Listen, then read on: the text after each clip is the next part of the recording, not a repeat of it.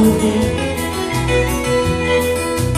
upang kung tayo'y pumanawan sa iwang hangin sa langit natin matuloy.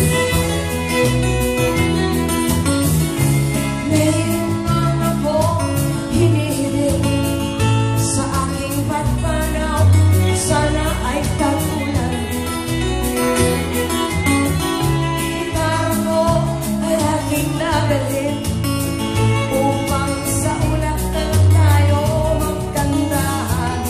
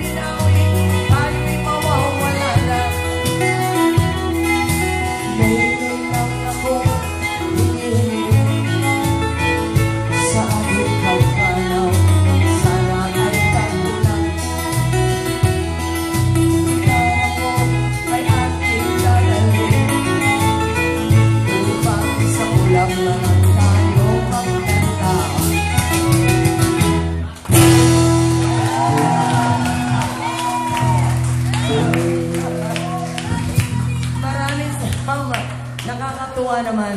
Alam niyo yung istorya ng nangyari ngayon. Kasi nung tinawagan ako ni Pidoy, siyempre, sabi niya St. Patrick's Day. Sabi ko, oo, sige. Pumunta ako dahil siyempre, nung namubuhay pa si Jim Turner, lagi talaga sineselebrate ang St. Patrick's Day or night dito sa Coffee House.